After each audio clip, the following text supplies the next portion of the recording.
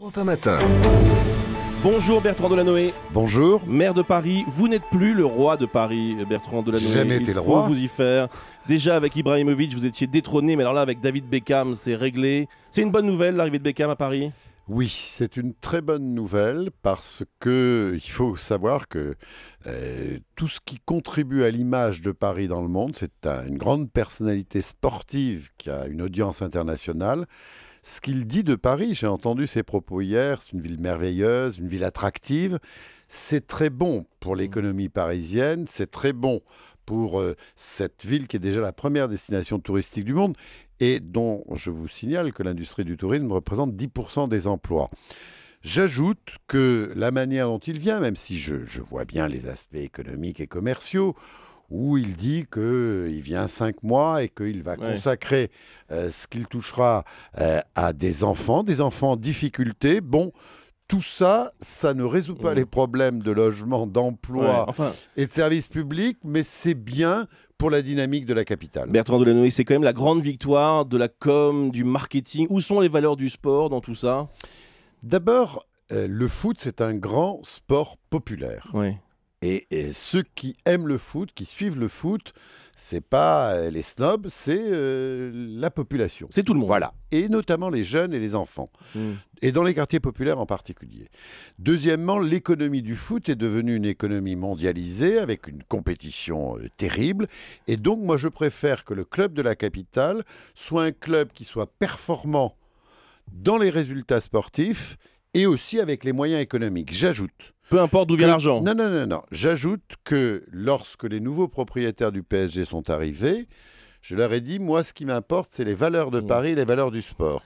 Lutte contre le racisme, l'antisémitisme, lutte contre l'homophobie. On sait que et le les club valeurs a beaucoup œuvré pour du ces sport. valeurs. Et ils ont été extrêmement loyaux, les nouveaux dirigeants du PSG. Un dernier mot là-dessus. Est-ce que vous regardez les investissements du Qatar au PSG avec bienveillance ou avec méfiance? Avec rationalité et compte tenu du temps qu'on a déjà passé ensemble, si j'ose dire, je veux dire que les dirigeants du PSG sont extrêmement loyaux vis-à-vis des valeurs de Paris et que je n'ai jamais eu aucun problème. Ils ont reconduit toutes leurs conventions avec SOS Racisme, avec la Ligue internationale contre le racisme et l'antisémitisme, et même avec le Paris Foot Gay. Et donc, on veut que le Parc des Princes soit un lieu d'accueil des familles en sécurité, que les enfants se sentent bien. Et je veux dire que les dirigeants du PSG sont exemplaires du point de vue de ces valeurs. Pour le PSG. Bertrand Delanoë, une autre forme de mercato au fond. Nathalie Kosciusko-Morizet prépare activement son atterrissage à Paris. C'est dans Le Monde daté d'aujourd'hui. Ludovic Faux du service politique d'Europe 1 en parlait à l'instant dans le journal de 7h30. La perspective d'un duel entre Anne Hidalgo et NKM, comme on la surnomme, ça vous réjouit? Écoutez, ce que je constate, c'est qu'une fois de plus, la droite parisienne mène ses batailles de pouvoir sans l'avis des Parisiens. La vie des Parisiens, leurs problèmes de logement, d'emploi, de services publics, d'école, de crèche... Laissez-la arriver. Attendez. C'est totalement absent de la pensée de la droite parisienne. Deuxièmement, je vois quelque chose vraiment de très différent entre la droite parisienne et la gauche parisienne. C'est une différence de conception de la politique. Il y a chez Madame Kosciusko-Morizet une espèce de cynisme aimable. Elle vient de se faire élire à Longjumeau.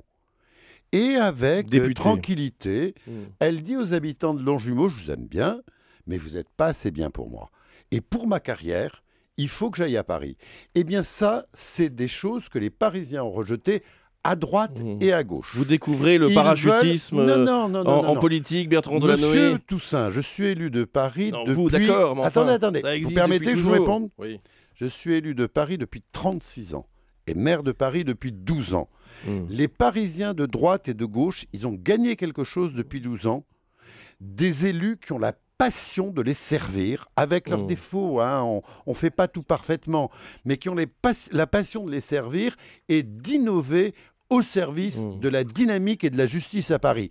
Et ça, honnêtement, là-dessus, je ne sais pas qui gagnera les élections, mais sur ces valeurs-là, Anne Hidalgo est imbattable. Tout le monde sait que vous avez révélé dans une émission de télévision en 1998 votre homosexualité. J'aimerais savoir le regard que vous portez aujourd'hui sur le débat qui se déroule à l'Assemblée. Est-ce que vous considérez, comme Bernard-Henri Lévy d'ailleurs, qui l'a dit avec beaucoup de ferveur, qu'il y a une sorte de marée noire de l'homophobie ancestrale? C'est ce qu'il a dit, c'est les mots qu'il a utilisés. Est-ce que vous avez ressenti cela dans ce débat qui se déroule en ce moment? Il y a un mélange de sentiments de ma part. D'abord, ce qui me préoccupe, c'est beaucoup de femmes et d'hommes qui se sentent stigmatisés, et ce débat, depuis quelques semaines, a réveillé le rejet de l'autre et quelque chose qu'on croyait apaisé.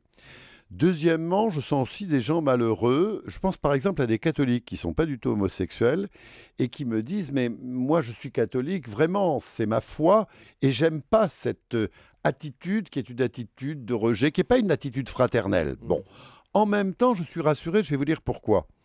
Parce que chaque fois qu'un grand progrès de société naît dans une société, il y a des débats passionnés, polémiques, il y a parfois même un peu de haine. Et quelques mois après, tout le monde trouve ça normal.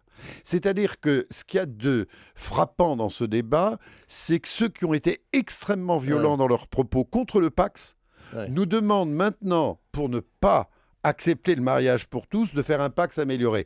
Donc, vous voyez, c'est triste et moi, ça me peine pour ceux qui en souffrent. Mais dans quelques mois, je vous l'annonce, tout le monde se réjouira qu'on soit plus heureux ensemble, tout simplement. Dans ce débat a surgi aussi la GPA, la gestation pour autrui. On sait ce qu'a dit le gouvernement, il a dit qu'il n'en est pas question pour l'instant. À titre personnel, êtes-vous favorable à la légalisation de la gestation pour autrui? Non, non, je suis très hostile à la gestation pour autrui. Je vais vous dire pourquoi.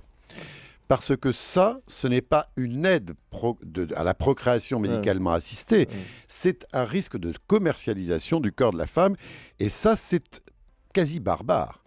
Alors que la procréation médicale assistée, qui sera étudiée dans le projet de loi sur la famille, c'est permettre à des femmes, qu'elles soient homosexuelles ou hétérosexuelles, dans certaines conditions très strictes qui existent déjà, d'être aidées pour devenir maman quand elles ont des difficultés physiologiques. Et donc, actuellement, la PMA existe avec beaucoup de contraintes. Il ne s'agit pas d'aller vers la GPA. Il ne s'agit pas non plus que les contraintes soient moins fortes pour les mamans homosexuelles, les femmes homosexuelles. Il s'agit de faire l'égalité dans un cadre législatif strict et moralement exigeant. Bertrand Delanoë, une question un peu plus personnelle, mais vous l'aviez évoqué au fond dans ce livre, La vie passionnément.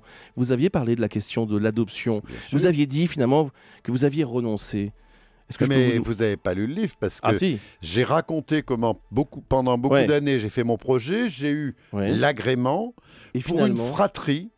Pour une fratrie, c'est pour des raisons strictement personnelles, parce que c'est le moment exact où je commençais à aller vers le moment où les enfants arrivaient, que j'étais hyper investi dans le service des Parisiens, et je me suis dit à moi-même, avec un peu de déchirement, il faut que tu choisisses, tu ne réussiras pas tout. Et après tout, quand vous êtes mère, avec la passion de ce que vous faites, malgré les erreurs que vous commettez, c'est aussi un acte d'amour. Vous auriez pu être mère et père. Est-ce que vous le regrettez aujourd'hui? Vous savez, un jour, dans le 12e arrondissement, il y a un petit gamin qui me voit avec la mère du 12e et il me dit « c'est bien parce que j'ai la mère du 12e arrondissement et le père de Paris ». C'était mignon comme tout. Mais je n'ai aucun regret parce que dans la vie, il faut faire les choses à fond, sincèrement. Et de toute façon, on partage toujours avec les autres. Bertrand Delanoë qui se livre de façon un peu plus personnelle ce matin sur Europe 1. C'est assez rare, je le signale. Merci beaucoup d'avoir été notre invité ce matin. Bonne journée à vous. Dans un instant, Jérôme Commandeur. Europe 1, 7h54.